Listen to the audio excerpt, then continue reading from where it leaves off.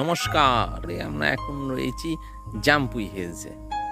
মোরগের ডাক তো শুনলেন, বুঝেই গেলেন যে ভোরবেলা এইমাত্র অপূর্ব সুন্দর একটা সানরাইজ দেখে এলাম। দেখেছেন?